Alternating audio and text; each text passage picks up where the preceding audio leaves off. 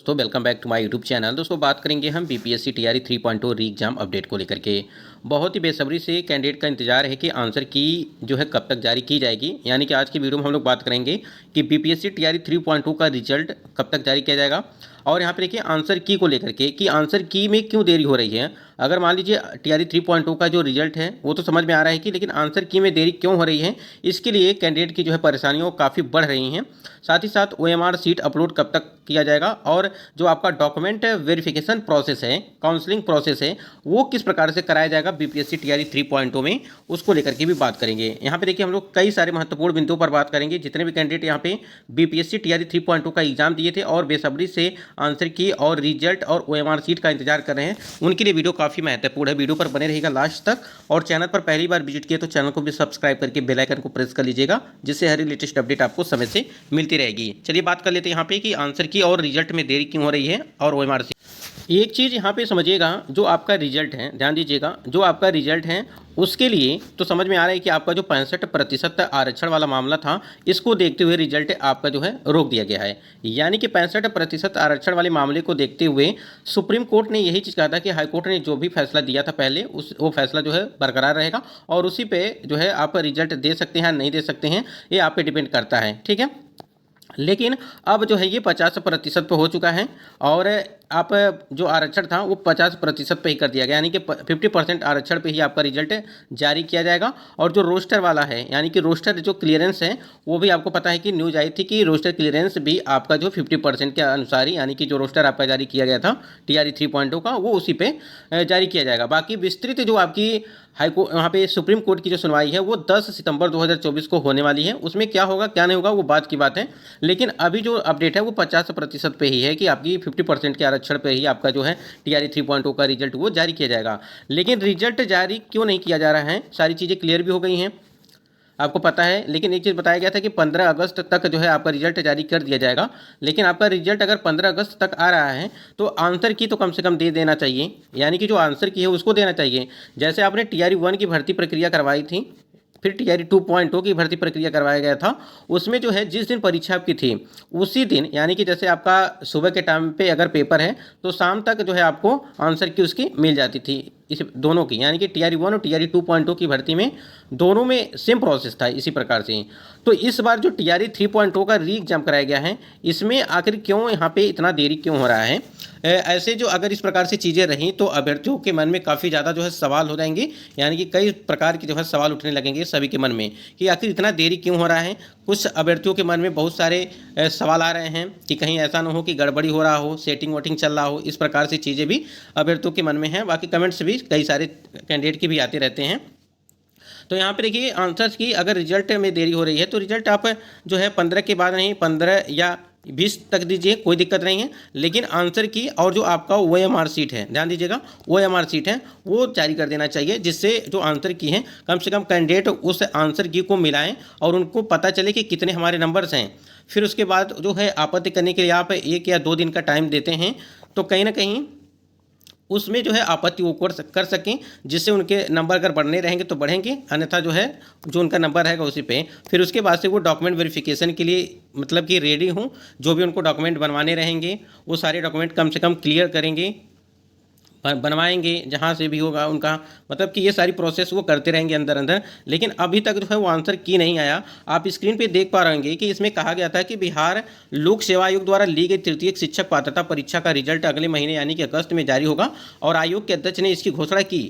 ठीक है, यानी कि आयोग के अध्यक्ष जो मनु भाई परमार जी हैं, बीपीएससी के चेयरमैन, उन्होंने ये बातें कही थी कि आपका जो रिजल्ट है वो अगस्त में जारी किया जाएगा। लेकिन देखिए यहाँ पे उन्होंने और भी क्या कहा था, जिसमें कहा कि सुप्रीम कोर्ट से आरक्षण को लेकर के जारी आदेश के अनुसार ही रिजल्ट तैयार किया जाएगा और रिजल्ट जारी होने से पूर्व आयोग द्वारा जुलाई महीने में ही आपकी टीआरई 3 की आंसर की जारी कर दी जाएगी। आप समझ सकते हैं कि जुलाई का महीना पूरी तरह से समाप्त हो चुका है और कहीं ना कहीं अब यहाँ पे कैंडिडेट की लगातार मांग चल रही है कि आंसर की जो है वो जल्द से जल्द जो है जारी किया जाए, नहीं तो इसके ऊपर भी कैंडिडेट सवाल उठाने लगेंगे। फिर अगर यहाँ पे आपको बताया गया कि आपकी जो आंसर की है वो जुलाई में जारी कर दी जाएगी, यानी कि टीआरई 3 की आंसर की जारी की जाएगी, वो भी जुलाई महीने में, तो इसको लेकर के अभ्यर्थी जो है लगातार जो है मांग कर रहे हैं कि कम से कम आंसर की जारी किया जाए, साथ ही साथ आपका जो ओएमआर सीट है वो, ये दोनों जारी कर दिया जाए। रिजल्ट जो है 15 को आए, 20 को आए, कोई दिक्कत नहीं है, लेकिन यहाँ पे आंसर की और यहाँ पे चीज़ें ये दोनों कम से कम आनी चाहिए। जिस प्रकार से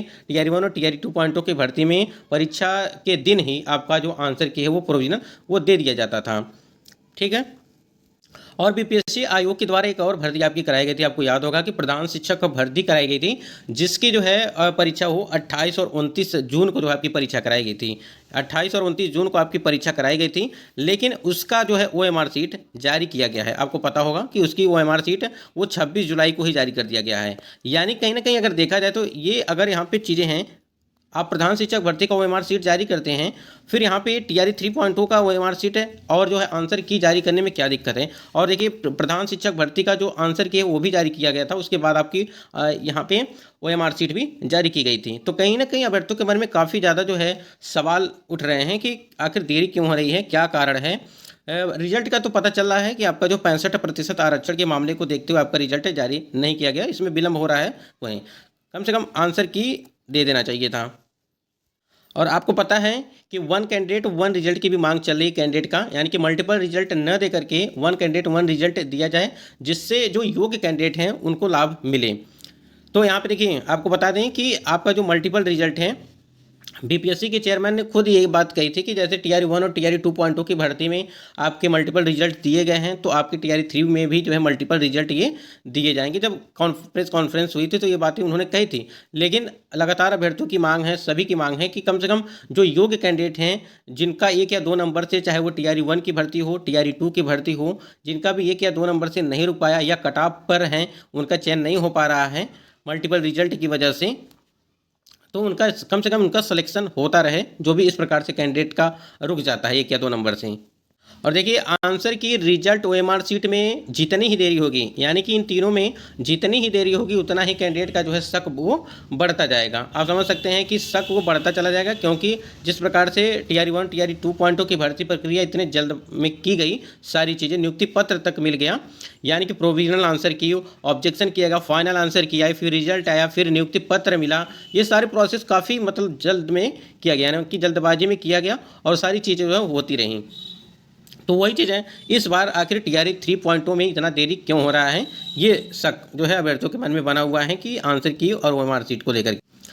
और फिर कहीं ऐसा ना हो कि आपकी जो है आंसर की जारी किया जाए, फिर तुरंत OMR सीट जारी कर दिया जाए, उसके बाद से फिर तुरंत रिजल्ट जारी किया जाए, उसके बाद से फिर जो है फिर आपकी जो है नियुक्ति पत्र बंटने लगे कहीं ना कहीं। तो ये सारे प्रोसेस कहीं ऐसा ना हो कि एक ही बार सारी चीज़ें क्लियर मतलब कर दी जाएं।